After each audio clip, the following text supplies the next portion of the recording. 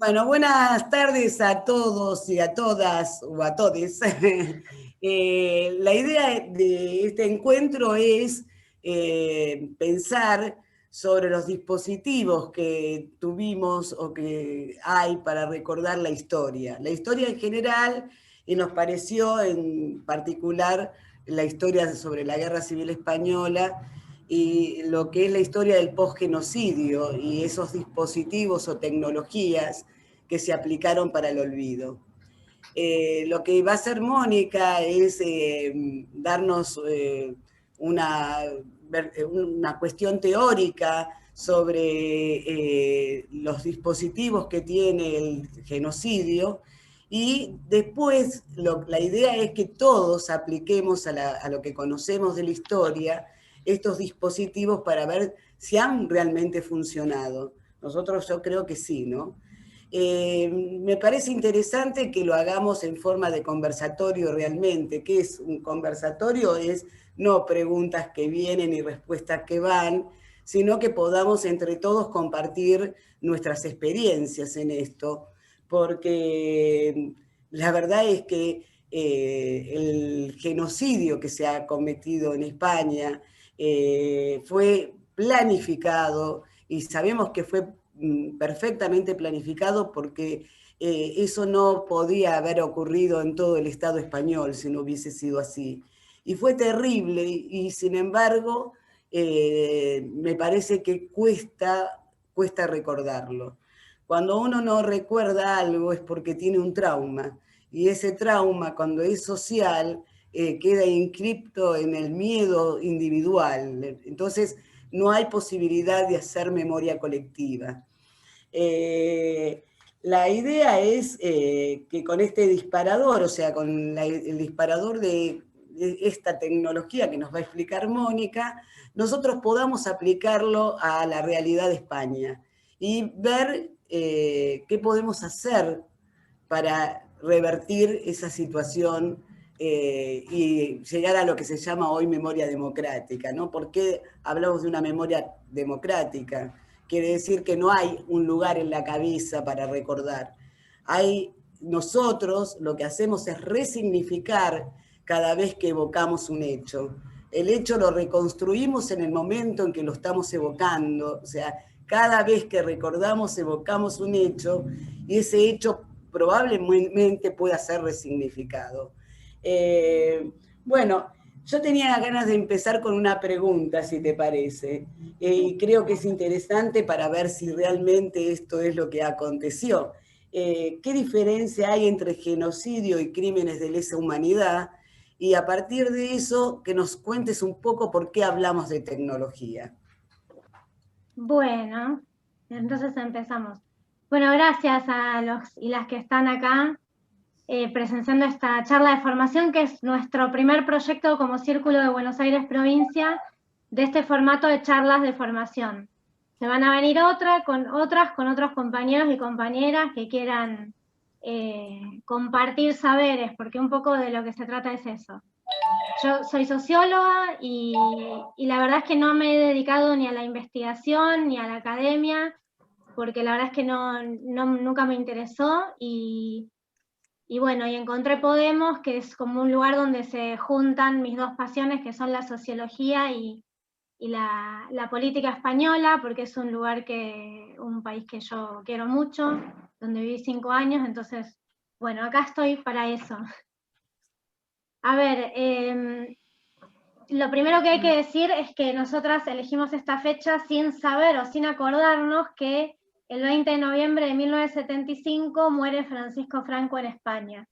Es decir, hace 45 años que Franco pasó, como dice mi hermano que vivió en Colombia, para el mundo de los acostados. Acá tengo a un compañero colombiano, Carlos.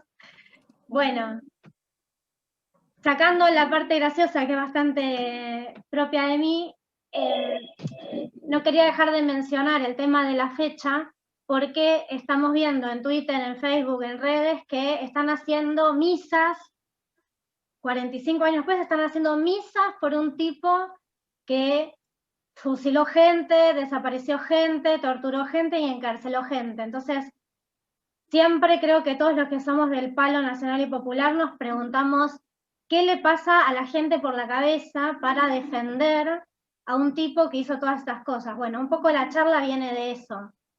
Poder tratar no sé si explicar, porque las cosas son multicausales, pero sí tratar de comprender por qué una sociedad tiene determinados valores y no otros, y qué impacto tiene la historia reciente en esas sociedades. Bueno, entonces justo hicimos la fecha el 20 de noviembre y justo hoy se cumplen 45 años. Sonia me preguntaba, es algo que igual nosotros veníamos hablando claramente cuando preparamos la charla, se habla a veces de lesa humanidad y se habla a veces de genocidio, y uno a veces no sabe dónde poner o cómo caracterizar o qué diferencias hay entre esas dos cosas. Bueno, primero que hay dos disciplinas, o hay más, pero yo voy a mencionar dos, desde las cuales se piensa el genocidio y la lesa humanidad. Una es la disciplina de la jurídica, que es qué es un genocidio, hay que definirlo y hay que ponerle una fecha, porque si una corte internacional tiene que definir si algo fue genocidio, tiene que haber una fecha, un principio y un fin, ¿no?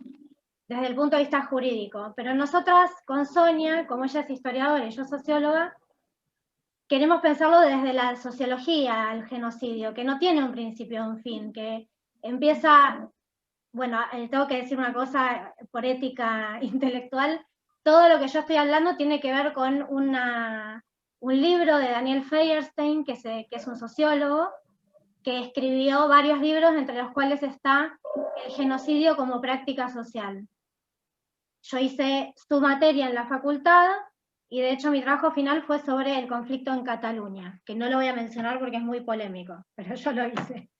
Bueno, Daniel Feierstein tiene lo primero que hace es decir, ojo que genocidio en términos jurídicos representa cierta problemática y nosotros vamos a verlo desde un punto de vista sociológico. Otra de las cosas por la que el genocidio es polémico es porque el genocidio es el exterminio de un grupo como tal, ¿no? Ahora, según muchas corrientes jurídicas, vulnera, ¿cómo se dice?, los principios de igualdad ante la ley, porque un genocidio no debería definirse por quién es la víctima, es como decir, bueno, pero era mujer, la mató pero era mujer, bueno, no importa, la mató. Entonces, jurídicamente la palabra genocidio representa un problema, porque el genocidio en realidad es el exterminio total o parcial de un grupo como tal. Entonces ese grupo, ¿qué grupo? Bueno, por ejemplo, los judíos en la Alemania nazi, los rojos en España, los delincuentes subversivos en Argentina. Entonces, bueno, es polémico. Esa es una aclaración, la dejamos aparte y continuamos con la idea de genocidio desde un punto de vista sociológico. Sonia, en algún momento me gustaría, por ahí si tiene ganas que lo cuente, pero me contó que los primos de ella, que viven en España, no hablan de la guerra civil. Y yo creo que todos los que estamos acá tenemos amigos, familiares o gente que la guerra civil le pasa como por el costado, es un poco, qué pesado que son con la guerra civil. Bueno, en España está mucho esa discusión, ¿no? Como pasó hace 80 años, como si fuera algo que ya no existe más. Bueno, Sonia contaba que los primos de ella son de ese palo, como no, mejor no hablemos, no sé qué. Y en general eso sucede sobre todo hasta hace 5 o 10 años, más o menos. Creo que el 15M marca el inicio de una nueva etapa, pero hasta el 15M, por poner una fecha, obviamente no es que fue hasta el 14, al 15M, no es que fue hasta el 14 de mayo y el 15, bueno, ustedes me entienden. Entonces, hasta esa fecha, desde que termina la guerra civil en 1939 hasta el 15M, la guerra civil no formaba parte de la vida cotidiana de nadie prácticamente. Yo me lamento mucho porque había preparado unos videos, bueno, ahora paso a explicarles el video que después les paso el link. Pablo Iglesias escribe un libro en el marco de una tesis que tiene que hacer, que no se le ocurría ningún tema. Él escribió un libro que se llama Maquiavelo frente a la gran pantalla. Y él cuenta en la presentación del libro, yo se los pasé a compañeros de derechos humanos, bueno, yo soy muy fan de recomendar cosas audiovisuales, pero en general me lo agradecen. Pablo Iglesias hace una presentación de ese libro en una librería, esto fue hace, no sé, 5 años. Y él cuenta que ese libro, de lo que se trata, es de ir mostrando cómo el cine en España, a partir de que se recupera la democracia, no solo no refleja lo que pasó realmente en la guerra civil, sino que ayuda a construir un imaginario en donde, bueno, fue una pelea entre hermanos, eran dos bandos, había familia de los dos lados, que es una forma de despolitizar la guerra civil, porque lo que hubo durante la República fue un proyecto de país, y lo que hubo fue un golpe de Estado, que tampoco se habla de un golpe de Estado. Siempre se habla de la guerra civil como que todos se volvieron locos y empezaron a matarse. Hay un montón de anécdotas o mitos, ya no se saben, donde se peleaban de una calle a otra, el hermano con el primo, bueno. Todo eso es una forma de despolitizar. Entonces, bueno, Sonia me contó eso y bueno, y nos interesaba a las dos poder pensar qué pasa, ¿por qué hoy, 20 de noviembre de 2020, se hacen misas por la muerte de Francisco Franco? ¿Cómo puede ser que eso suceda? Bueno, Daniel Feierstein, que es este sociólogo que piensa al genocidio desde un punto de vista sociológico, bueno, piensa el genocidio como un proceso que empieza mucho antes del exterminio de ese grupo, sea cual sea, y termina mucho después. Y cuando dice termina mucho después, bueno, podemos pensar que 45 años después se reivindica a un asesino como Francisco Franco, quiere decir que algo de eso hay entonces, que los genocidios perduran, son como la bomba, ¿cómo se llama cuando la bomba tiene... Si alguien quiere... Onda expansiva. Efectos secundarios. Sí, ondas expansivas. Acumulativos. Sí, tiene ondas daños colaterales. Sí, y que continúan y que siguen impactando en las generaciones siguientes. Claro, Bueno, pero eso no es casualidad, no es una casualidad que eso pase. Bueno, por eso estamos haciendo la charla, claro. Justamente de lo que se trata es de definir genocidio sociológicamente. Bueno, una de las primeras cosas que dice Daniel es que el genocidio tiene una intencionalidad, no es que se volvieron locos los nazis y de repente empezaron a matar judíos, porque, o sea, no es tan simple. Hay todo, como decía Sonia, ¿no? Es una tecnología de poder. La diferencia entre un crimen de lesa humanidad y un genocidio es que el genocidio es más específico.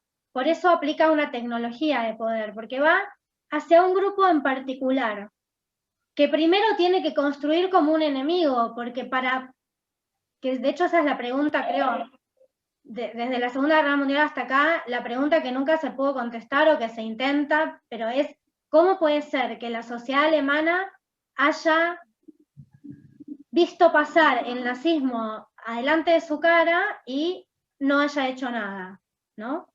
Bueno, Patti vive en Berlín, quizás después si en algún momento tenés ganas de contar cómo lo analizás vos. Pero bueno, lo que dice Daniel es, un genocidio tiene una intencionalidad, tiene objetivos. Los objetivos del genocidio justamente son, dice, reorganizar las relaciones sociales, cambiar la identidad del grupo exterminado y reemplazarla por la identidad del grupo que extermina. ¿Qué pasa en España? Ahí es donde podemos empezar a pensar en España. España, hay gente que todavía dice que es franquista, y en cierta forma las instituciones, los valores de las personas, no todas, claro, ¿no? Pero todavía hay una enorme porción de la sociedad, no sabemos si porque realmente se considera franquista, también pueden ser otras razones, pero que no hace ningún tipo de crítica del pasado, cree que las cosas, bueno, que están bien así, que no hay que volver a mirar el pasado, bueno, y todo lo que ya sabemos. Bueno, entonces el genocidio y la lesa humanidad tiene esa diferencia. La lesa humanidad, pasa un helicóptero, esperen que voy a tomar agua. La lesa humanidad es, por ejemplo, bueno, el genocidio es una subcategoría de los crímenes de lesa humanidad. No es que es peor, sino que es una subcategoría. Los crímenes de lesa humanidad son los crímenes más aberrantes, espantosos y violentos que se puede cometer contra un ser humano. El ejemplo de lesa humanidad es la bomba atómica. La bomba atómica fue, pum, mató a millones de personas y no se fijó si eran del Partido Comunista, si eran del Partido Socialista, si eran lo que sea. El genocidio no hace eso de tirar la bomba atómica.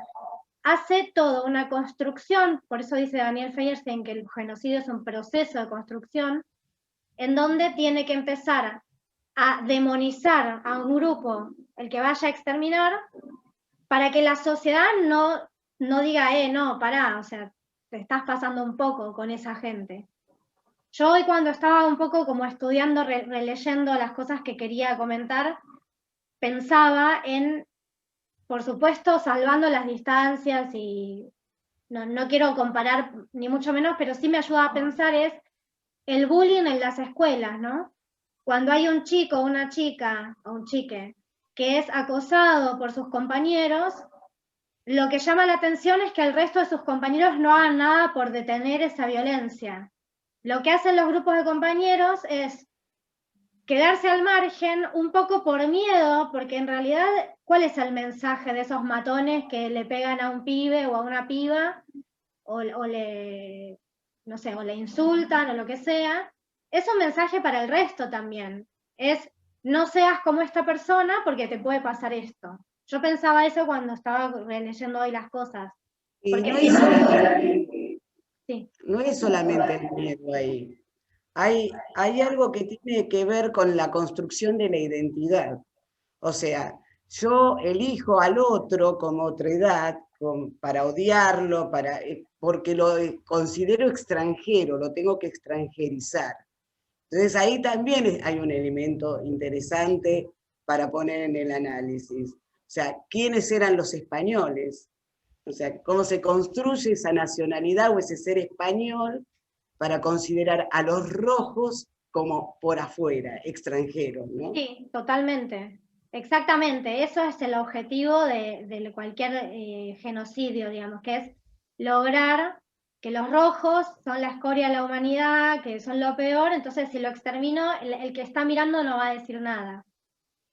Bueno, por eso pensaba en lo del bullying, que por ahí es una forma de poder comprender, porque a veces uno piensa en genocidios, o piensa en el nazismo, o piensa en la guerra civil como algo, como ya, bueno, es una de las cosas que Daniel Feierstein dice que sucede, ¿no? Con el genocidio, con los resultados, que se termina haciendo y creando un horror abstracto, ¿no? Como una cosa ahí, como una gran nube, donde sí fue un horror, pero que uno no puede comprender cómo puede ser que la gente haya delatado vecinos, familiares, o sea, esas cosas, ¿no? Bueno, entonces, Ya eso tenemos la construcción del enemigo. Ya tenemos la primera parte, ese iba a ser eso. Lo que dice Daniel es que son, ahora sí voy a compartir pantalla, pero un Word, que espero que esté. Sí. ¿Lo ven? ¿Se ve? No. Ahora sí. sí. Bueno, son solo unas anotaciones de Word para que miren. El concepto de genocidio surge después de la Segunda Guerra Mundial, surge en la Convención para la Prevención y Sanción del Delito de Genocidio, bueno, por los horrores del nazismo, ¿no? Los objetivos del genocidio, ya lo había dicho antes, es reorganizar las relaciones sociales, clausurar el tipo de relaciones sociales que encarna el grupo exterminado, es decir, sobre todo las ideas de solidaridad, ¿no? entre personas. Destruir la identidad del perseguido para imponer la suya propia. En el caso de España, eso fue bastante marcado desde nuestro punto de vista, muy alevoso, que es muy coherente con esta teoría, que es una de las tantas teorías para pensar un genocidio, que es que el franquismo hizo todas las instituciones, armó todo un entramado institucional para bajar, para implementar los valores tradicionalistas y catolicistas en la sociedad española, digamos, ¿no? una sociedad que estaba en avanzada, que ya tenía la ley del divorcio, durante el franquismo, para quienes somos, acaba de tirar mi amiga Aide, que sabe lo que hablo, la serie española Cuéntame cómo pasó, que es tan hermosa, bueno, va contando cómo España se va haciendo hacia el olvido, ¿no? En Cuéntame cómo pasó, la historia empieza con el chico adolescente de la familia en una España de 1968 que empieza a estudiar en la universidad, es hijo de inmigrantes del interior de España que se van a Madrid y que están en otra sintonía, no tienen ni idea de la guerra civil, no les interesa, o al menos eso parece. Después se va descubriendo que la familia tiene familiares asesinados. Bueno, y el chico de la universidad, que empieza en la universidad, empieza a salir con una chica que creo que es comunista, y la chica le empieza a mostrar la España de Franco de alguna manera. Bueno, entonces destruir la identidad del perseguido e imponer la suya propia. El genocidio, acá leo porque es bastante teórico, pero es lo que voy explicando. El genocidio es la destrucción total o parcial de un grupo. Cuando decimos parcial, Daniel lo aclara, dice en términos sustantivos o sustanciales sobre lo que ese grupo puede representar para el orden social vigente, es decir, ¿cómo? En el plano de lo simbólico, no hay que destruirlo. Sí, y del poder y de la cultura y de todo, sí, sí. Es la destrucción de un grupo que tiene cierto liderazgo político, que representa un peligro para el orden social. Es decir, no a una parte. Por eso es un genocidio y tiene una tecnología de poder. Esto se lo define en la Convención del 48. El grupo puede ser definido grupo nacional, grupo racial, étnico o religioso. ¿Cuáles son los que quedan afuera? Bueno, ahí está otra polémica. Quedan afuera los grupos políticos, porque después de la Segunda Guerra Mundial, Rusia y Estados Unidos es cuando se empiezan a disputar la supremacía mundial, entonces tienen que hacer algunas cositas, se ve, y no quieren que se incluya como genocidio la matanza de grupos políticos. Es como una forma de licenciarse de quién sabe qué. Bueno, ahora, el concepto de genocidio no es que deja afuera o deja dentro si mataron a un grupo político, no se lo puede juzgar como genocidio porque la convención dijo que no. No. Esto es una herramienta conceptual que, según cómo la uses, como la use un juez, por ejemplo, puede decir que algo fue genocidio. Por ejemplo, el juez Baltasar Garzón, en el año 97, le abrió causas a los militares argentinos por delitos de genocidio. Él, como lo justifica, dice, bueno, la dictadura argentina decía explícitamente que buscaba una sociedad occidental y cristiana. Bueno, ahí ya en cristiano estás persiguiendo a grupos religiosos como los judíos, por ejemplo. Entonces él utiliza estos conceptos para dar un argumento para poder juzgar, como le parecía que había que juzgar, a los genocidas argentinos. Voy a dejar de compartir pantalla, necesito verlos. Ahí está. Bueno, perdonen, ¿no? Porque yo soy una máquina y no paro. ¿Tienen alguna pregunta hasta ahora que me quieran hacer?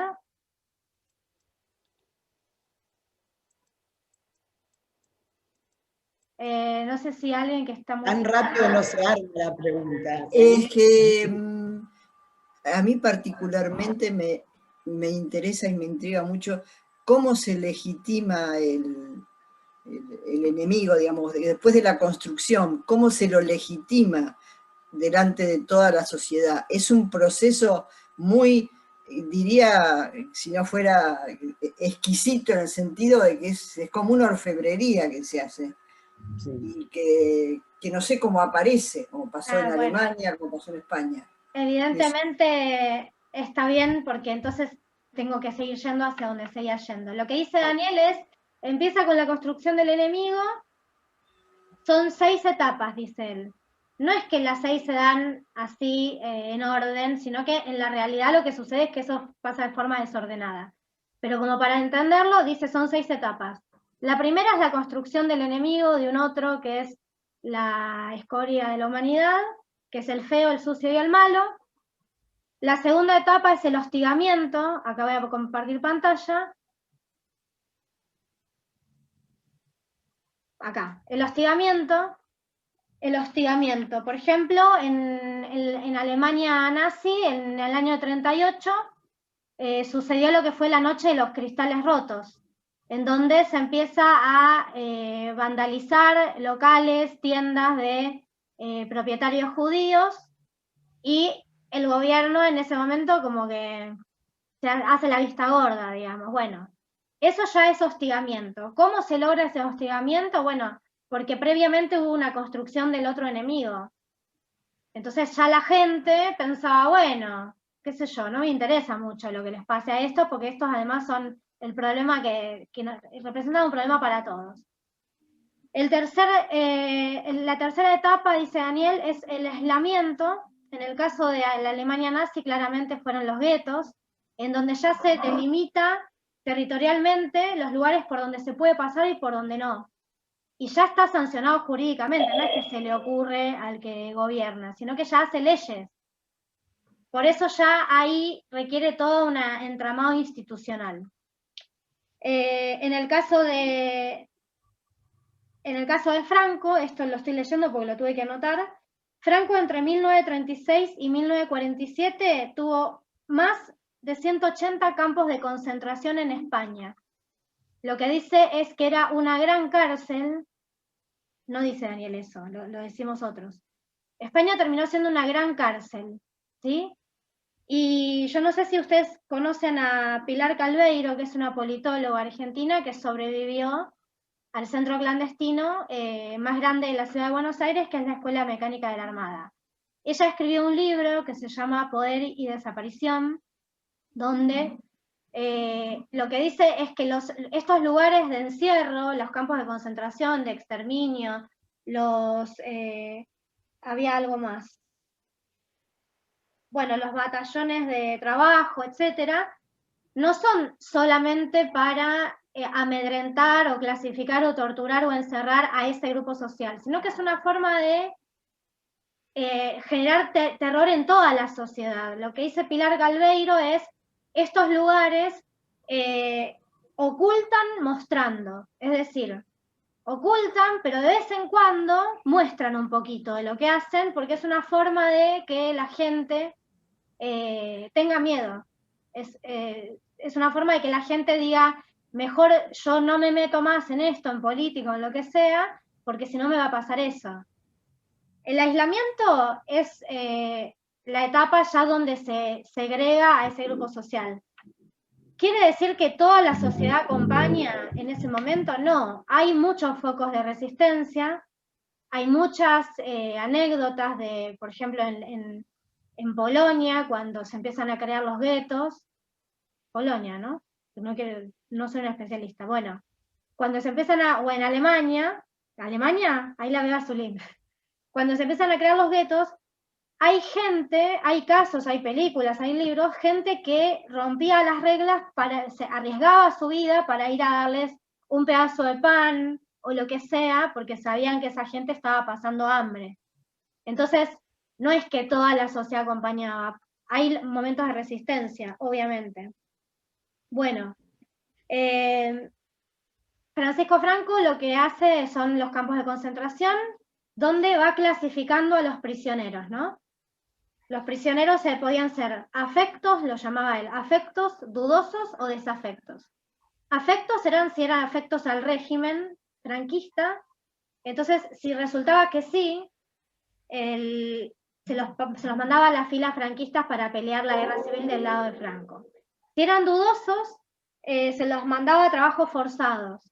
Hoy justo, no sé si llegaron a ver al referente de la Asociación por la Recuperación de la Memoria Histórica, que habla de que hay muchas empresas en España, de las más importantes, que cotizan en el famoso IBEX 35, que tienen todo su patrimonio gracias a que durante el franquismo tuvieron gente trabajando bajo la figura de trabajo forzado, que era lo que le permitía la persona que estaba ahí encarcelada sobrevivir, ni más ni menos, ¿no? Entonces, le hacían trabajo forzado para empresas. El Valle de los Caídos, por ejemplo, se construye con gente que hace trabajo forzado. Bueno, entonces está el aislamiento, después está el debilitamiento, después no, pero es una forma de decirlo, está el debilitamiento sistemático, que ahí ya es donde arrasan tanto tu cabeza como tu cuerpo, te hacen pasar sed, hambre, frío, eso ocurre en los centros, los campos de concentración sobre todo, te hacen llegar a la muerte en muchos casos y arrasan tu subjetividad, te deshumanizan completamente. Quiero hacer un parate con esto porque lo que dice la convención es cómo se extermina total o parcialmente a un grupo que se va a exterminar. Puede ser matando a los miembros del grupo, esto lo están viendo, ¿no? Sí, sí, se ve perfectamente. Matando a los miembros del grupo, lesionando gravemente la integridad física o mental de los miembros del grupo, bueno, en el debilitamiento sistemático eso sucede, sometiendo al grupo a condiciones de existencia que lleven a su destrucción física total o parcial, esto, pasar hambre y frío, impidiendo nacimientos en el seno del grupo, esto, el caso para mí más emblemático es el de Fujimori en Perú, que hace esterilizaciones masivas de población indígena, entonces eso se considera un crimen de lesa humanidad.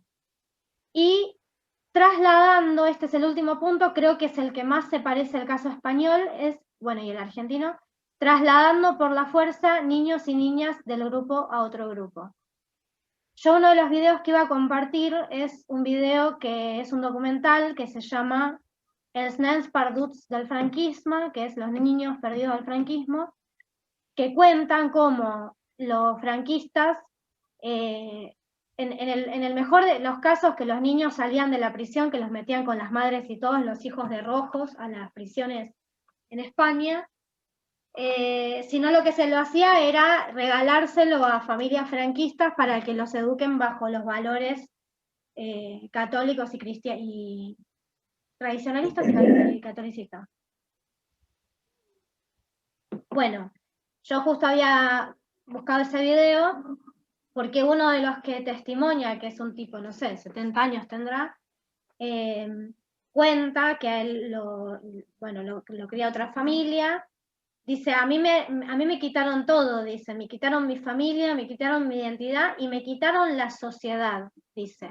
Y eso a mí me llamó la atención porque este sociólogo dice que, y es lo que decía hoy Sonia, ¿no? Sonia decía esta cosa de la extranjerización. Bueno, te dejan fuera de la sociedad normalizada, entre comillas. Te dejan afuera. Pero no solo al grupo exterminado, sino a sus hijos también. En España hoy en día, no sé si Carlos lo contaba el otro día, o quién, en una charla que tuvimos de derechos humanos, que hay alrededor de 30.000 niños y niñas que están en manos de familias que no son las legítimas, digamos. O sea, en España, nosotros en Argentina tenemos alrededor de 500 nietos secuestrados, ¿no? De los cuales ya se recuperaron unos 300 o 200. Bueno, eso que para nosotros es muy significativo, en España es un número muy menor, porque allá, o sea, directamente fue toda una generación, toda la generación está invertida, digamos. Están todos en el lugar contrario, digamos. Bueno, lo que dice Daniel, y lo más importante de la charla, no era nada de esto. Esto fue un calientamotores. Lo que dice Daniel es, uno pensaría que un genocidio termina cuando se extermina a ese grupo que se construyó como un enemigo. Y él dice, no, un genocidio se realiza en la sexta etapa, que es la etapa de realización simbólica, que es la que nos ocupa a nosotros y creo que es la que nos hace pensar por qué 45 años después de la muerte de Franco hay gente que lo reivindica. Lo que dice Daniel es, perdón, ¿no? Pero tengo acá unos machetes, le decimos. Lo que dice Daniel es que la realización simbólica, que un genocidio se realiza, por ejemplo, cuando se logra la negación de la identidad de la víctima, es decir, yo pensaba en España, ¿no? Esta cosa de los rojos. Hay un trastocamiento de la identidad. Ahora, ¿cuál es el discurso de la derecha con los rojos? Que eran que eran los asesinos, que son los que te mataban de hambre. O sea, se invierte completamente los valores. Nosotros en Argentina lo vemos mucho con la oposición antiperonista, que es que acusan siempre a los peronistas de todo lo que ellos son en realidad, que son autoritarios. Y en realidad los autoritarios son los que lo dicen. Bueno, eso es intentar permanentemente como cambiar la identidad del otro y disfrazarla de algo que no es. Después, algo muy importante de la realización simbólica es cuando se hace una homologación de responsabilidades. Esta cosa que nosotros hemos vivido en Argentina, la teoría de los dos demonios, como que era una guerra entre dos grupos homologables entre sí, donde de los dos lados hubo excesos, ¿no? Y siempre tratando de pintar a la sociedad, que puede ser la española, la argentina, como en el medio de algo que no quiere tener nada que ver porque quiere hacer su vida tranquila y que no lo molesten. Eso es un relato sobre el pasado, y eso es la realización simbólica, es qué relatos y qué narraciones quedan en la sociedad una vez que el grupo fue exterminado. Bueno. Mirá cómo queda el relato, que dijiste Guerra Civil Española. Bien. Y es un plan de exterminio que no se improvisó y que no cabe duda que atacó a una población civil desarmada y sin posibilidades.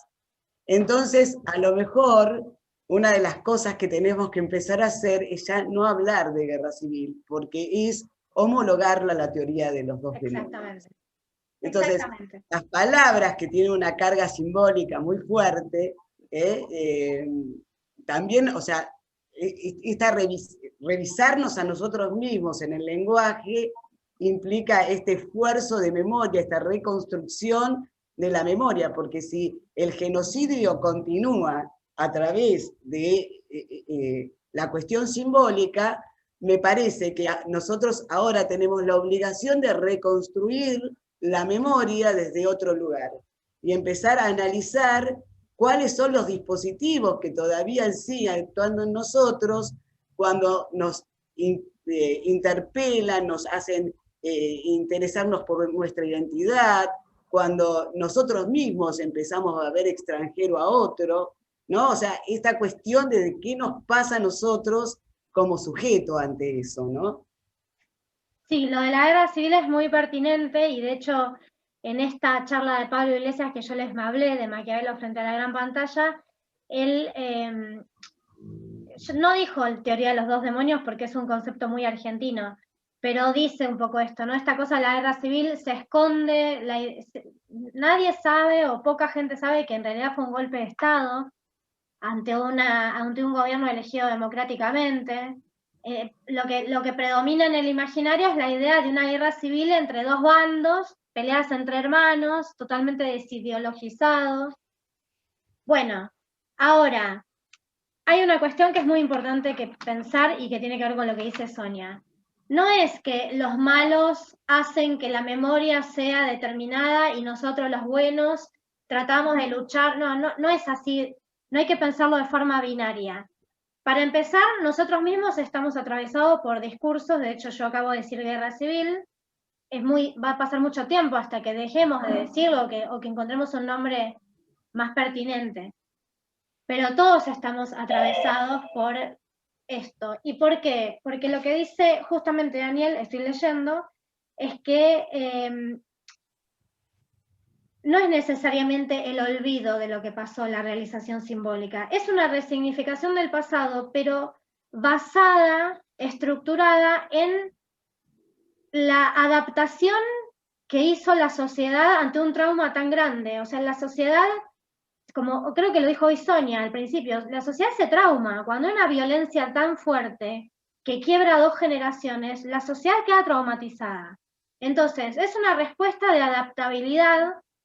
Y una de las cosas que dice Daniel es esta cosa de hacer el horror como algo abstracto, ¿no? Como algo fuera de mí, como algo que pasó hace mucho tiempo, qué horror, como una cosa, como una gran nube negra, ¿no? Y en realidad, bueno, eso, es una forma de... Como un dispositivo de disciplinamiento, ¿no? Porque el miedo actúa, se mete en el cuerpo. Entonces, está el miedo ahí como, ¿no? Acechando, y entonces eso va a ser un dispositivo de disciplinamiento. Entonces hace que mis primos, por ejemplo, digan, no, yo de eso no quiero hablar, ¿para qué remover el pasado?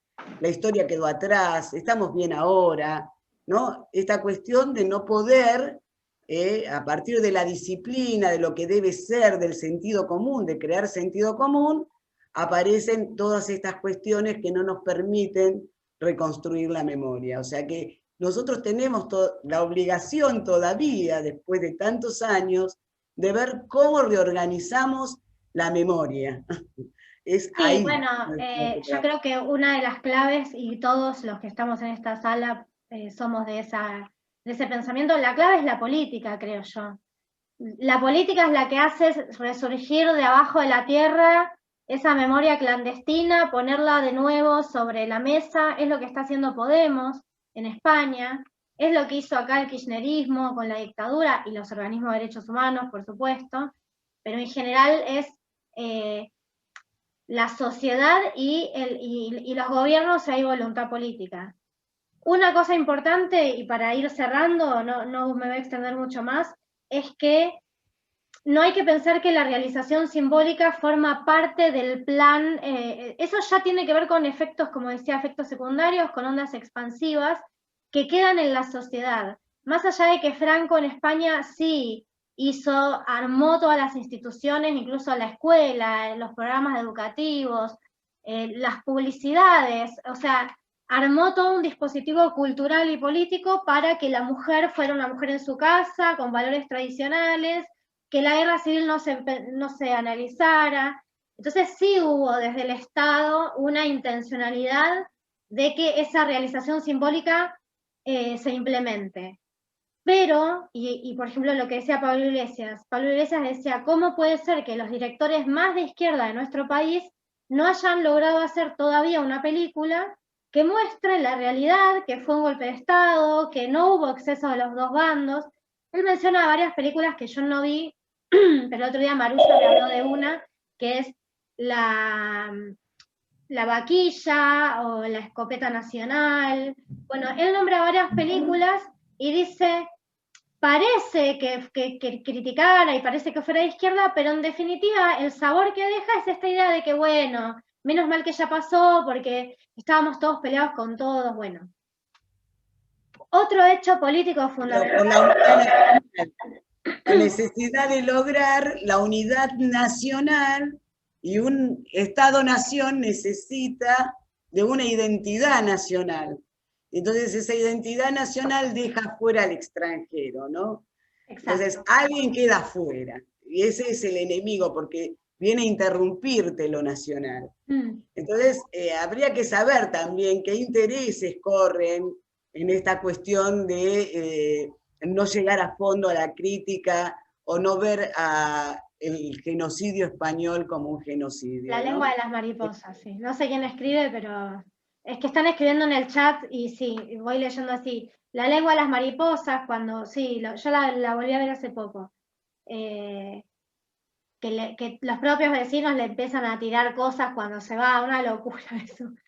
Lo que iba a decir es el hecho político que sella ese mito de paz. ¿Cuál es? La transición en España, que es en 1978, 3 años después de que muere Franco, se hace un pacto, el pacto del olvido, donde se acuerda no hacer cuentas con el pasado.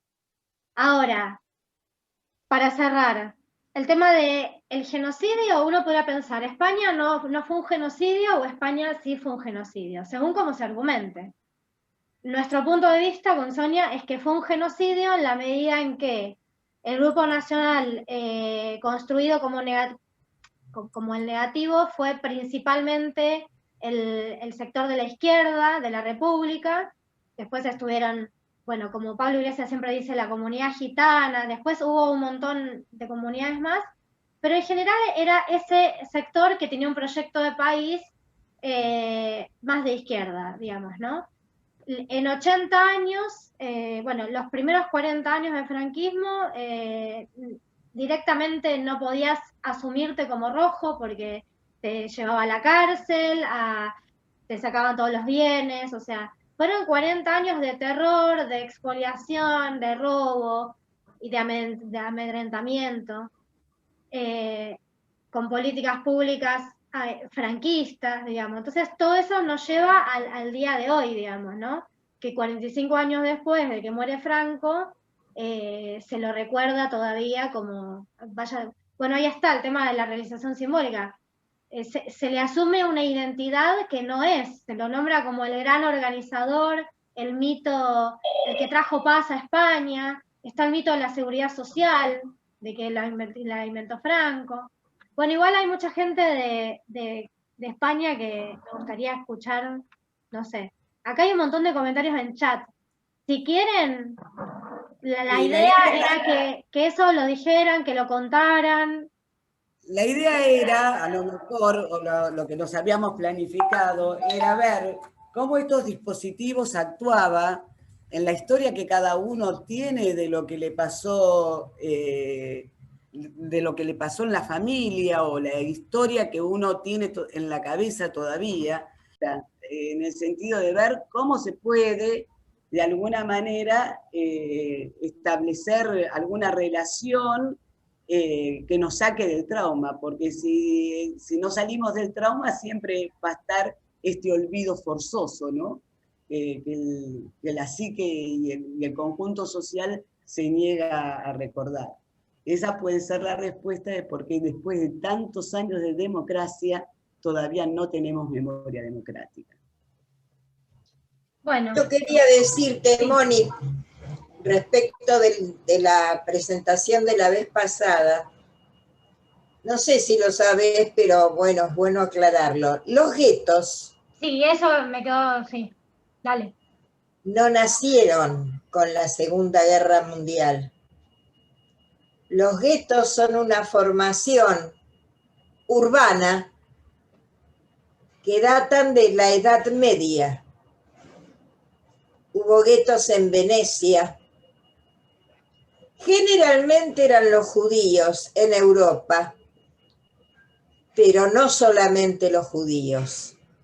Y si asimilan a los guetos, la forma de vida de los negros en Nueva York y demás, es la forma que tenían ellos de guarecerse y los otros de estar separados de ellos. Quería aclarártelo porque no solamente fue el gueto de Varsovia o Auschwitz o los campos de concentración de la Segunda Guerra. Fíjate, de todas maneras, sí, dale. Cómo la memoria o el no querer tener memoria hace que ninguna de esas cosas, salvo los estudiosos, las tengan en cuenta. Bien. De todas maneras, algo importante para aclarar, que Zulín me da el pie. Cuando hablamos de campos de concentración, guetos, o hostigamiento, o las 6 etapas, no estamos diciendo que nacieron con el nazismo, para nada. Lo que hizo el nazismo fue sistematizar e industrializar la muerte. Exacto. O sea, porque está bien, vos decís hubo guetos en la Edad Media, perfecto. Sí, hubo campos de concentración, los yaconazgos en América, digo, hubo un montón de... No, claro, lo que yo quería decir es que siendo tan antiguos, no se tiene en toda la población del mundo la memoria de eso, porque es parte de ese proceso para que se olvide. Sí, totalmente. Nada más, es decir, siempre opera del mismo modo. Ahora con medios masivos de comunicación es más rápido. Pero... El problema, bueno, hay una, que yo no me acuerdo el autor, pero hay uno que habla de que el problema del nazismo justamente es que se termina transformando en una singularidad tal que es como que todo nació con el nazismo. Antes del nazismo no hubo genocidio, no hubo matanzas, lo más terrible fue el nazismo. Y es mentira, exacto. Es mentira. Bueno, la Guerra Civil Española fue antes. Claro. Antes. Y lo que sí me parece que hay un hecho que es importante, es a lo mejor lo podemos discutir, es esta cuestión de la identidad. O sea, cuando nace el Estado-Nación, cada nación necesita algo identitario, algo que encontrar un ser que te dé identidad. Y entonces ahí deja fuera una otredad. Una otredad es el otro, desde una lógica binaria, del otro que tiene que estar degradado, que me viene a estropear lo que soy. Entonces, esto está como muy naturalizado en el pensamiento general. Entonces, muchas veces hasta nosotros mismos nos encontramos instalados en esa lógica binaria que deberíamos erradicar, porque si este es el primer dispositivo que se tiene de lograr que el otro sea considerado un extranjero, es porque opera en nuestro psiquismo para que eso pase. El odio hoy no es a una sola vía, esto también lo dice Daniel. El odio no es que que los macristas nos odian a nosotros también los odiamos. O sea, hay una cuestión de extranjeridad que se va naturalizando de tal manera que llega un momento que se convierten en islas, en guetos, donde no hay posibilidad de diálogo ninguno con el otro. Entonces, bueno, vamos a hacer un punto seguido, así recapitulamos y ya le damos, no creo que se sume más gente, entonces... es que estábamos en la previa. Terminemos con, o sea, nada, en realidad nos interesaba escuchar a quienes habían participado, bueno, por cuestiones de tiempo no pudieron. Respecto a lo que dice Sonia, como para pasar en limpio, Daniel Feierstein, cuando habla de genocidio moderno, en el caso del nazismo y en el caso de la dictadura argentina, y yo creo que también en el caso de la Guerra Civil Española, se daría un genocidio, como él lo llama, reorganizador, es decir, es diferente a un genocidio constituyente, que es el que plantea Sonia, que es, por ejemplo, el de la formación de los estados nacionales. Son genocidios constituyentes porque borran del mapa a todo lo que hay adentro e instalan la identidad del invasor. No es tan quirúrgico, no es tan, como decía Sonia el otro día, no es tan tecnología. En el caso del genocidio reorganizador, no se trata de borrar a toda la población, sino de construir a un grupo específico como el enemigo, en el caso de España los rojos, y entrenar a la sociedad. Esa es la característica del genocidio en comparación a los delitos de lesa humanidad, que es que el genocidio necesita un entrenamiento de la sociedad porque el objetivo final es reemplazar la identidad de los vencidos por la del vencedor. Los vencidos no son toda la sociedad, sino puede ser un grupo exterminado total o parcial. Y lo que decía Isabel, que esto me parece que también nos puede... ¿Por qué yo hago esta charla? Eso es lo que quería decirles. Yo hago esta charla porque nosotros, sobre todo quienes militamos en Podemos Buenos Aires, en Podemos, estamos ante la inminente implementación de la Ley de Memoria Democrática. Eso requiere que tengamos que discutir y argumentar con gente que nos va a tirar por la cabeza un montón de frases hechas, de lugares comunes. Lo que decía Isabel respecto a la cantidad que nos discuten, si son 8.000, si son 30.000, ¿por qué nosotros nos corremos de esa discusión? Porque el tema no es la cantidad de gente. Lo que dice Daniel Feierstein es: un genocidio puede destruir parcialmente un grupo y aún así ser genocidio, porque está destruyendo a un grupo que tiene cierto liderazgo político, es una parte que puede modificar el orden social de la sociedad, es un grupo peligroso. Entonces, puede ser el 0,05% de la población y aún así ser un genocidio, porque justo mató a ese grupo que representa un peligro para el status quo. ¿Bien? Entonces, para recapitular, creo que puedo compartir pantalla. Varias cosas. Lo que dice Pablo, que les contaba el otro día, que escribió este libro, Maquiavelo frente a la gran pantalla, les paso a ver si se puede le comparto lo que dice él, son 3-4 minutos, a ver qué es lo que ustedes piensan de eso. Esperen. Porque sin cámara puedo compartirlo, creo. Ya se colgó. ¡Ay! Y comparto. Pero creo que funciona.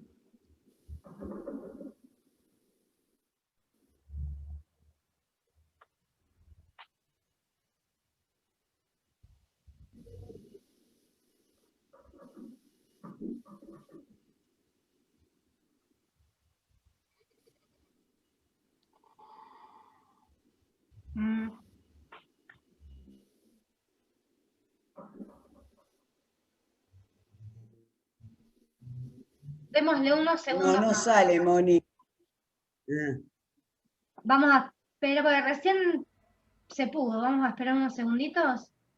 Ya cerré otra ventana. Bueno, no.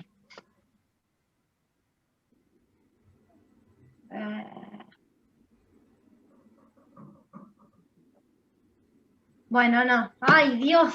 ¡Qué karma! No sé qué es, si es la computadora. Calma. Bueno, volvamos. Recapitulo 5 minutos y ya les paso la palabra. ¿Me escuchan, no? Sí. Bien, entonces, voy a volver a poner la cámara. Las formas de destruir total o parcialmente ese grupo son, por ejemplo, matando a los miembros del grupo, llevándolos a condiciones de existencia que lleven a la muerte, impidiendo los nacimientos en el seno del grupo, que les hablé del caso Fujimori, muy emblemático, y trasladando a los niños de un grupo a otro, que en el caso de España claramente hay toda una generación que está invertida, porque se calcula que son alrededor de 30.000 personas que están en familias que son la opuesta, el bando opuesto, o sea que es impresionante. Bueno, de hecho hay más o menos, se calcula, de 200.000 desaparecidos. Después de Camboya es el segundo país con más desaparecidos del mundo. Bueno, entonces, son 6 etapas, el genocidio requiere... Ay, ahora me... Esperen que voy a cerrar el... Ahora me empezaba a andar el video. Bueno, el genocidio requiere este entrenamiento de la sociedad, que es, antes de matar a un grupo, que es un grupo que quiero exterminar, primero voy a preparar a la sociedad para que cuando llegue el momento del exterminio, la sociedad haya perdido totalmente los lazos morales con ese grupo social. Cuando llega el momento del exterminio, allá la sociedad no toma partido por nadie. Después sucede el exterminio y después se da lo que es la realización simbólica, que sería, para resumir, qué relatos y narraciones quedan en la sociedad sobre ese grupo social exterminado.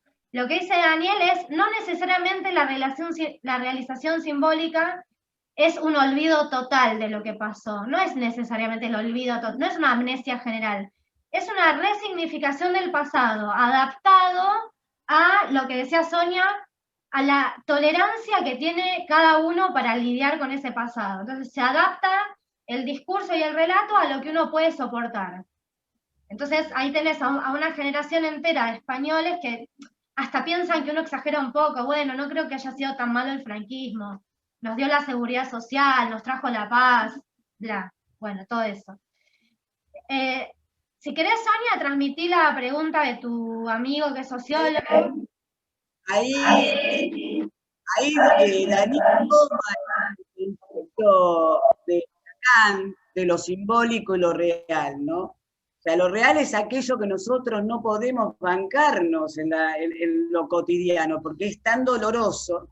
De ahí que dicen que el virus es un real que entra en nuestro mundo simbólico, porque lo tenemos que ver y es doloroso, y por eso Daniel, hablando de la pandemia, dice que mucho la sociedad niega el virus porque no puede aguantarse esa situación de probabilidad de muerte, ¿no?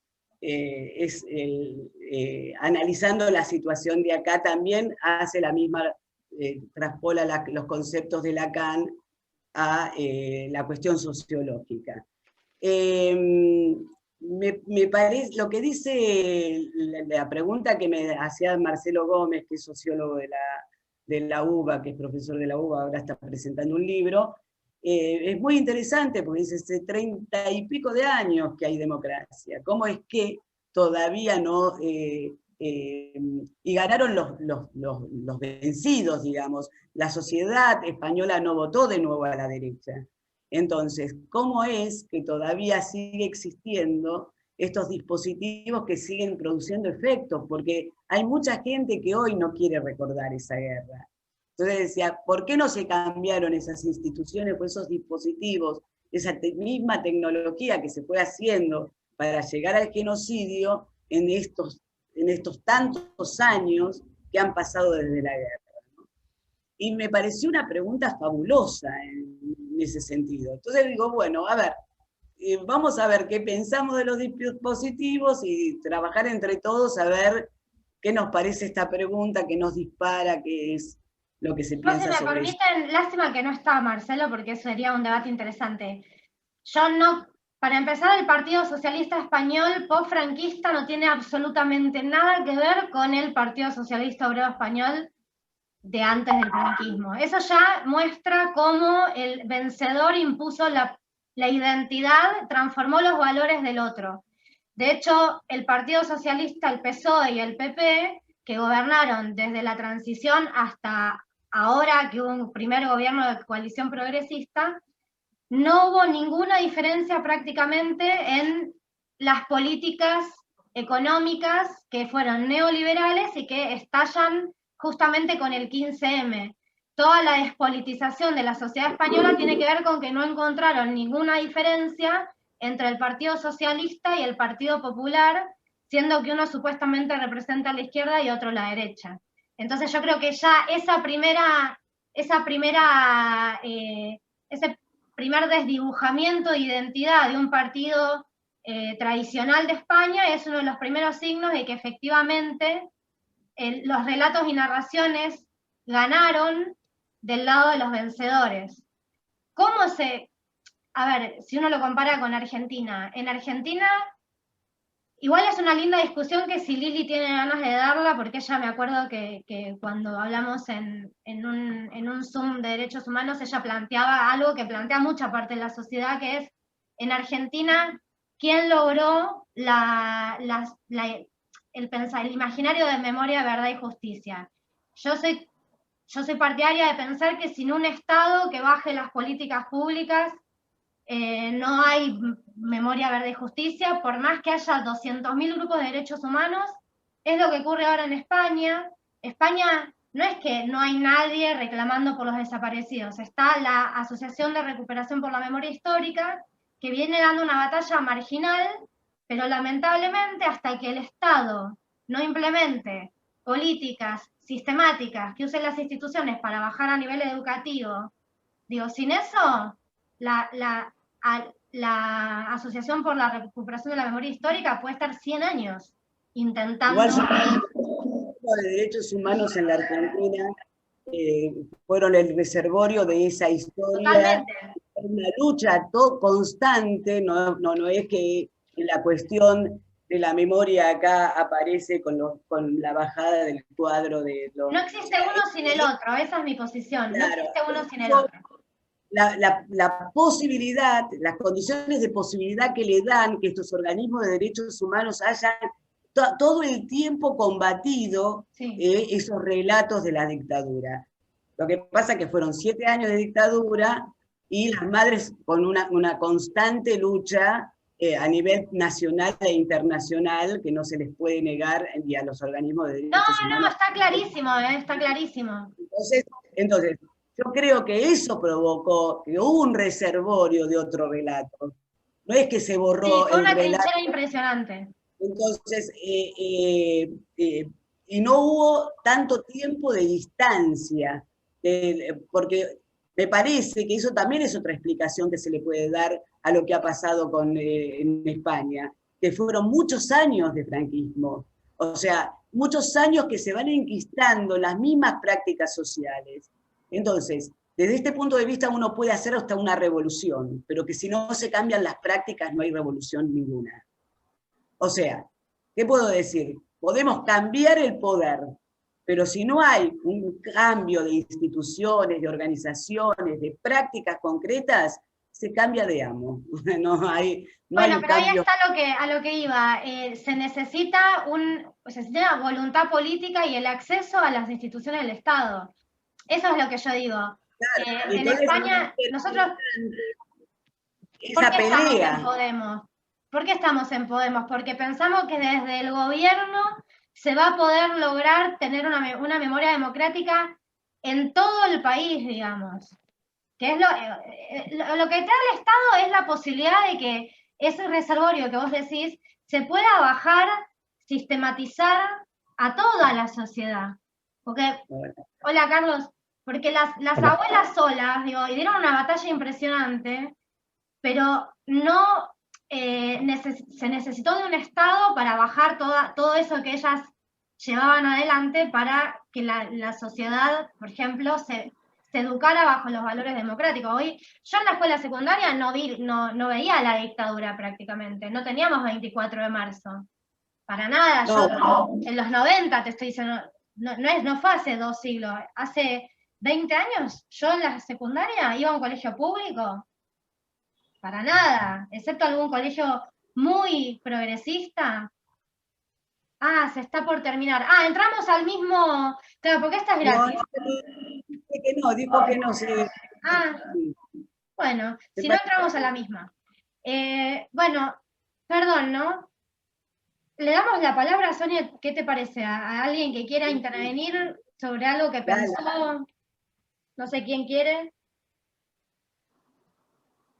Yo quería decir nada más que una pequeña cosita que me toca porque somos muy pocos los que quedamos, que hemos pasado la guerra civil. Entonces, claro, se van muriendo los que actuaron y encima no hubo información, se tapó y los 40 y pico de años de gobierno, o los 30 y pico, ya perdí la cuenta, de gobierno de Franco.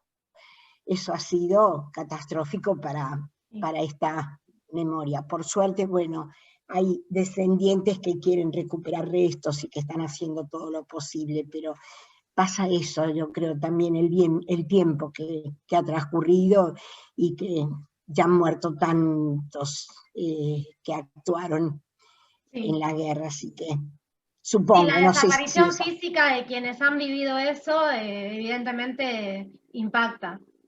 Pero sí. yo, para tu tranquilidad, digo, hay toda una generación entre la que me incluyo y estamos todos nosotros, porque igual no tiene que ver con generaciones.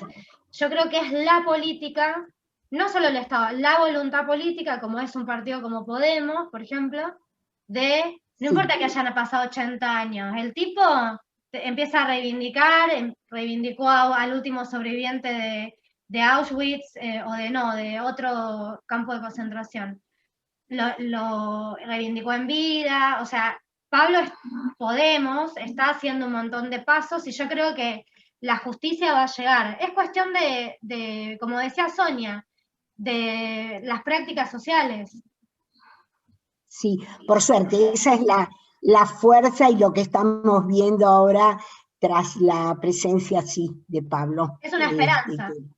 Es una esperanza y mueve muchísimo, sí. Lo que creo que uno de los dispositivos fuertes que tienen esta tecnología del posgenocidio es la ruptura del lazo social. Sí, claro. Entonces, no hay memoria colectiva sin lazos sociales. Si nos juntamos a hablar de lo que sufrimos, de lo que pasamos, de la experiencia que tenemos, no hay forma de reconstruir esa historia. Entonces, es reconstruyendo el lazo social que realmente vamos a evocar la memoria, porque aunque hayan muerto, hay algún relato de ellos hacia la familia, hacia los hijos, hacia los nietos. Sí, esa tradición oral. La tradición oral, pero hay otra cosa que es muy importante, que no hay que olvidar nunca, que no puede haber Podemos sin un 15M. Entonces, el 15M, que fue el 2011, cuando empezó el movimiento de los indignados, lo que representó también fue como la... ¿Vieron Terminator, la película, cuando se reconstruye todo el metal? Yo la vi hace 200.000 años, pero le tira un batacazo, le queda un agujero y se empieza a reconstruir la cara. Bueno, yo en el 15M veo eso, veo la reconstrucción del tejido social, porque de repente todos se empezaron a dar cuenta de que a mi vecino, a mi familiar, le estaba pasando lo mismo que a mí. Por ejemplo, la crisis de vivienda, la especulación inmobiliaria, los desahucios, hicieron que toda la sociedad empezara a darse cuenta de que los problemas eran colectivos, no eran individuales. Y ese fue el primer paso para la reconstitución de los lazos sociales. Claro, y de ahí que podemos, o sea, hubo ese acontecimiento que a nivel de lo sociológico le podemos llamar un acontecimiento, algo que nadie esperaba, que surge, que abre, y bueno, lo que nos queda a nosotros, a todos nosotros, por eso es tan interesante la militancia y poder trabajar estos lazos sociales desde la militancia, no es un partido al que haya que delegar alguna responsabilidad. Porque claro, viste, los partidos tradicionales lo que hace uno es vota cada tantos años y delega la responsabilidad a los mandantes, ¿no? Y bueno, nosotros lo que tiene Podemos es que convoca a la militancia, convoca a la gente a hacer, a realizar, porque si nosotros dejamos la responsabilidad solamente a aquellos que tienen cargos políticos, nos puede pasar que pensemos que hemos ganado y que no hayamos ganado nada, o sea, como pasó con estos años de democracia en España, donde no se pudieron reconstruir la memoria histórica y tantas otras cosas, ¿no? O sea, surge por una cuestión económica, pero en realidad está la vida de mucha gente puesta ahí en esa práctica, digamos. La vida, los miedos, todo lo que aconteció, porque empiezan a aparecer historias que no son individuales, que son colectivas. A mí me pasó lo mismo, y todos saben que están ahí, enterrados, y están ahí. Hay gente que tiene un poco de miedo y dice, no, déjalos ahí, total sabemos a dónde están. Pero esta cuestión de borrar hasta los cuerpos, de desaparición de la historia, miren qué importante será que la derecha necesita hacerlos desaparecer. Entonces nosotros necesitamos hacerlo aparecer. Es una lucha política. No sé si alguien quiere decir algo. Carlos. Hola. Hola.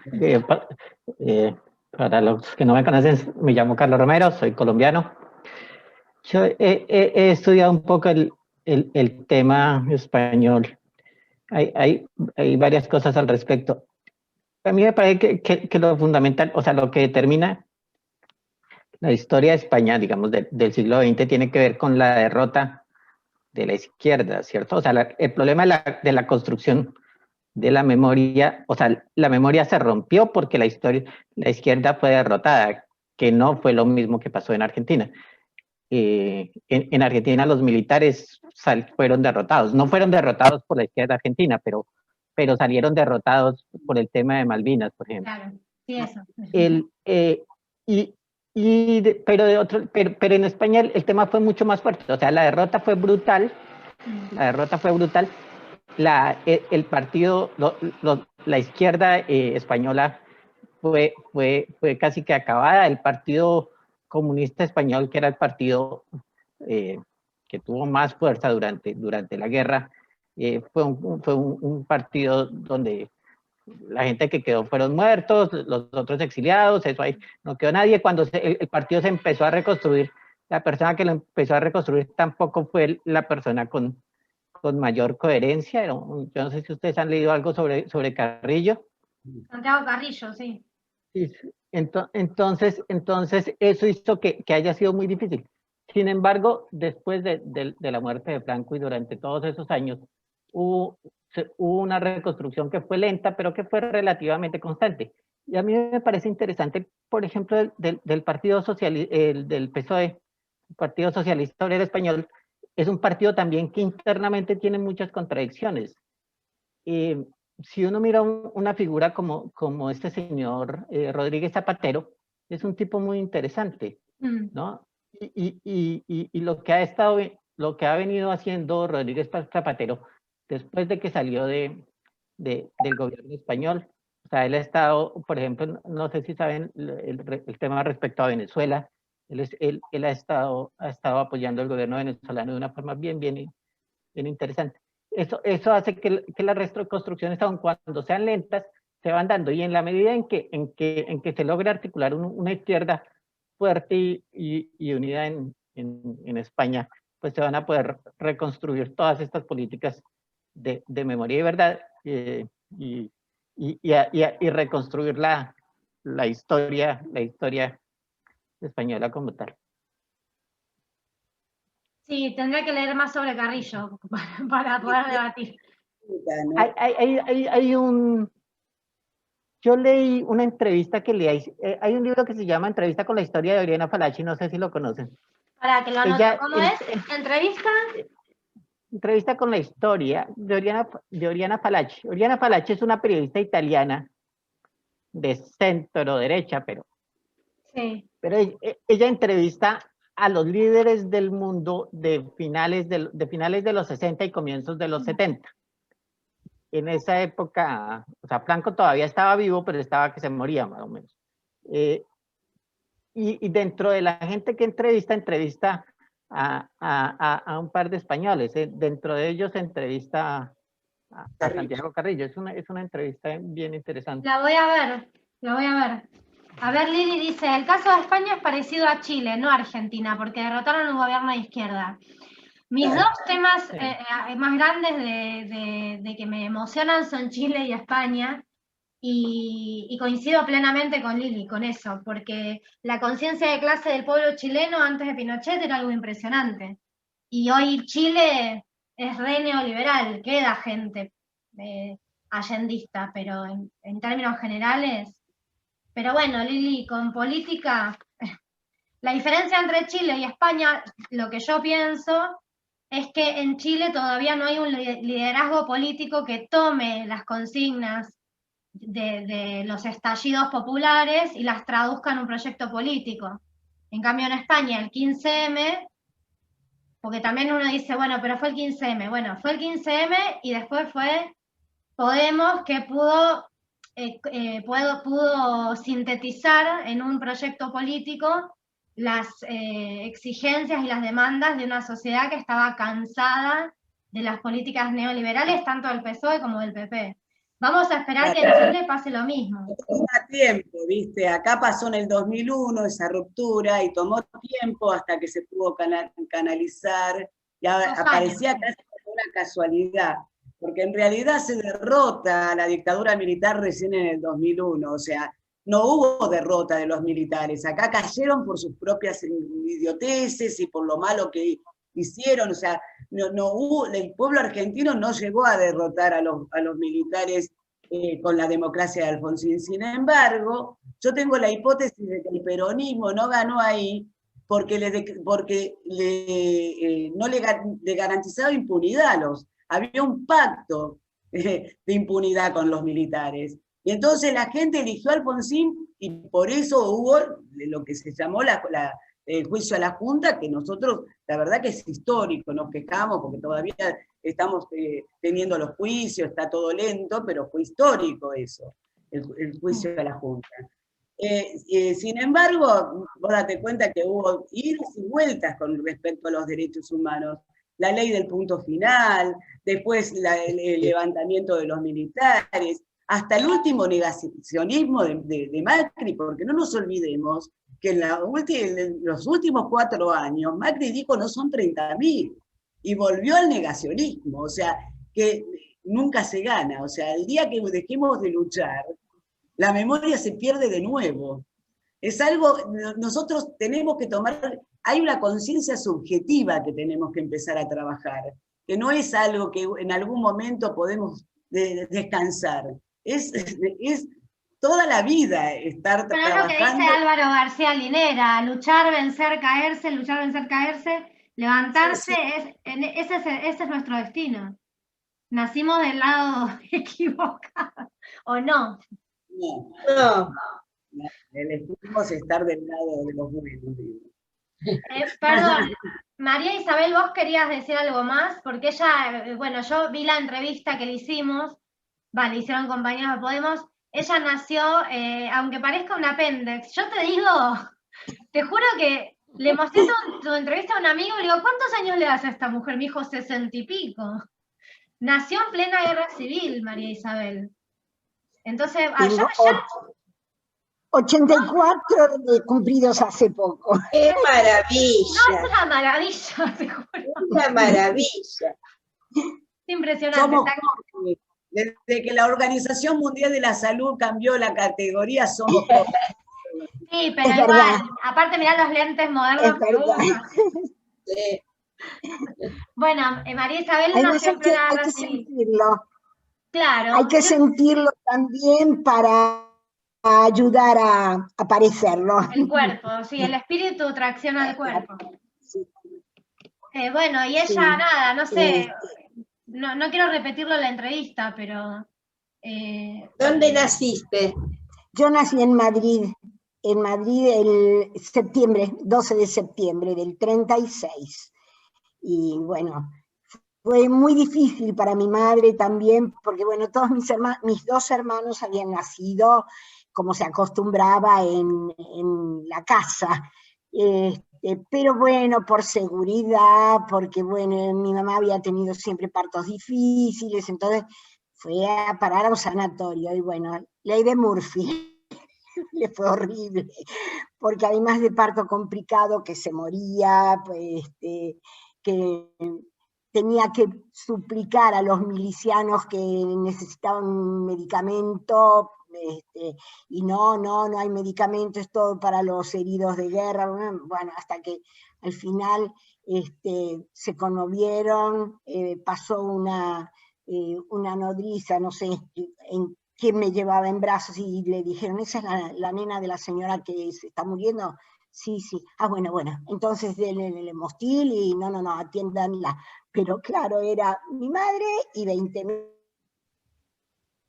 heridos dentro de ese sanatorio, así que bueno, fue complicada mi vida, mi nacimiento, y bueno, el rodeo que hubo, todos siempre me preguntaban si a mí me habían enseñado qué era eso. No, lo percibí de las conversaciones, de saber que mi papá había estado en el ejército republicano, así que bueno, eso fue una información normal, natural, nada de bueno, ahora ponte a llorar porque pasó esto, porque no, fue muy natural todo, así que...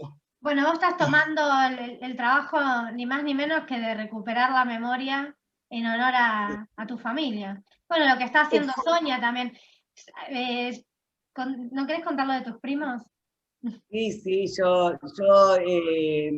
mi abuelo fue fusilado por el franquismo en Asturias. Cuando entraron los franquistas, buscaban a los hombres que estaban escondidos en las cuevas y siguieron a mi abuelo, que le iba a llevar comida, y le dispararon en ese momento, lo fusilaron, y bueno, lo enterraron en un lugar que mi bisabuelo sabía dónde era, y mi bisabuelo fue con mi papá, que tenía 10, 11 años, algo así, a recuperar los restos de su padre.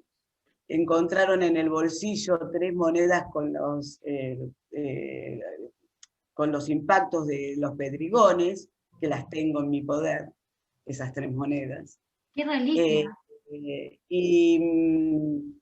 Y lo enterraron en la tumba familiar, y entonces cuando a mí me vinieron a preguntar si yo no quería denunciar lo de mi abuelo acá en la Argentina, yo dije no, porque mi abuelo está recuperado, pero fui el año pasado y no tiene nombre, está clandestino ahí, nadie sabe que mi abuelo está ahí. Yo quiero que el nombre de mi abuelo esté en la tumba, porque no está, y quiero que esté, porque estoy orgullosa de lo que era mi abuelo. Y no es lo que pasa con muchos de mis primos. No, que la familia que va a decir, que como que les da vergüenza, Y yo siento un orgullo enorme, y mis primos no sabían la historia de mi abuelo. O sea, el que me cuenta la historia es mi papá, y yo quedo como testigo de esa historia, ¿no? Y quiero que vayan, caben ahí, vean que está mi abuelo ahí, que esa historia fue real, porque necesito que sepan que no se murió de casualidad, que lo fusilaron en la guerra y que tiene un agujero en la panza, no sé cómo habrá sido pero necesito eso. Y bueno, a partir de esa historia tan potente, y qué sé yo, voy a empezar, me hice la nacionalidad española, y voy a empezar con ese tema. Así que yo, que siempre fui muy tonada por la cuestión de los derechos humanos en la Argentina, ahora me quedó este compromiso. Este es el compromiso de lucha que tengo firmado hasta siempre, digamos, que es recuperar eso. Bueno, y para eso estamos acá, ¿no? Lili, no sé si quiere, o Paco. Hola, Paco, no se te escucha. ¿No se te ve, Francisco? No, a Paco Jaimes, pero no, se lo ve, yo lo veo, pero no tiene conectado el audio. A ver ahí, hola, Paco.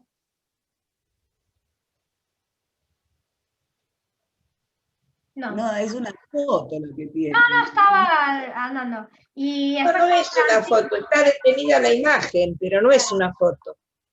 Después está Francisco, un compañero de Podemos Buenos Aires. No sé si, Francisco, querés decir algo o solamente estás espiando. Francisco no será el troll que nos mandaron los franquistas, ¿no? Ay, mira qué lindo lo que puso Lili. ¿Lo lees, Sonia? Muy emocionante, Sonia. Gracias por compartir tu abuelo presente ahora y siempre, y sí, siempre. Sí, ahí está. Sí, ahí está Marichu. Pero bueno, igual ya no sé si quieren. Hola Marichu, hola Paco. Si quieren. ¿Están en el metro? Ay, ¿qué era eso? No. Bueno, no se los escucha. No sé si alguien más quiere decir algo, porque tampoco, digo, era para cerrar y para escucharlos a ustedes. No sé si alguien quiere comentar algo más. Igual esta es una de las charlas que vamos a tener de formación, y los vamos a invitar seguramente a que participen en otras, ¿no? Yo, si quieren, les adelanto, les tiro el tráiler de la segunda charla. ¿Quieren? La segunda charla, por lo menos la idea que tengo es, hay una antropóloga que se llama Catela Silva, que escribe un libro que se llama No habrá flores en la tumba del olvido, y ella habla del ritual occidental de la muerte, y lo que dice es, seamos católicos o no, no importa, estamos atravesados por la occidentalidad cristiana. Entonces dice, ¿por qué es tan importante enterrar a las personas? Entonces hace una explicación antropológica y sociológica, y ella te va explicando, que después uno lo comprueba en la realidad, las etapas de duelo, las etapas que todos atravesamos de duelo cuando se muere un familiar, que es primero esta cosa de el espacio y el tiempo se intensifican hacia adentro, están los primeros días en tu casa, no vas a trabajar, de hecho está institucionalizado, tenés 3 días en el trabajo, bueno. Va explicando los procesos sociales por los que se pasa cuando un familiar muere, y explica por qué es un impacto tremendo en la sociedad cuando hay un desaparecido, porque no se cumplen ninguno de esos protocolos. Entonces, es enloquecedor para una sociedad que no se cumplan, porque queda en un limbo. Bueno, de eso va a ser la charla. Así que yo les adelanto para que se entusiasmen y vengan. Claro, es la figura imposible de un desaparecido, eso, porque no puede estar ni muerto ni vivo, decía Videla cuando definió lo que es la palabra desaparecido, que fue tan fuerte en el mundo porque la creó. Ahí tuvo un acto de nominación y creó lo que es la imagen de un desaparecido, que no está ni muerto ni vivo. Y nosotros sabemos que eso es un imposible, ¿no? Entonces, un desaparecido es un imposible. Así que por eso hay que hacerlos aparecer. Sí, y que el tema del desaparecido no es un drama individual, sino que representa un drama para la sociedad en su conjunto. Yo una vez le estaba explicando a una amiga, pues yo soy hija de exiliados, yo nací, bueno, Zulín ya me conoce, ya lo sabe, Isabel, Paco, y bueno, y Sonia también. Yo nací en el exilio, mi mamá fue la exiliada, pero claro, después ya a lo largo de mi vida he tenido un montón de situaciones que tienen que ver con el exilio de mi mamá. Por ejemplo, conocí a un hermano a los 22 años, por ejemplo. Ese hermano también se había exiliado con su mamá, o sea, somos hermanos por parte de padres, se había exiliado con su mamá. La mamá tenía una hija del matrimonio anterior que ante la situación del exilio y otras situaciones se termina suicidando a los 26 años. Eso impacta en mi hermano. De hecho, mi relación ahora con mi hermano hace 3 años que se cortó porque por mambos de los dos. Bueno, yo una vez le estaba contando a una amiga y me dice, claro, boluda, porque el exilio es un drama social, me dice, es una tragedia social. Y yo como que dije, mirá vos, ella no es socióloga, yo soy socióloga. Y a veces uno no puede, claro, como es un tema muy personal, yo por ahí no me puedo abstraer. Pero bueno, sí. Y los desaparecidos no son un problema del familiar que busca a su padre enterrado o a su abuelo. Es un problema para todos. No solamente, es un problema para todo el conjunto social. Bueno, eso va a ser la charla próxima, que no sé cuándo, va a ser en 20 días, calculo. Bueno, si nadie más tiene más que decir, no queda más que agradecerles mucho por el aguante. Gracias. Nada, un beso grande. Bueno. Gracias por venir. Chao.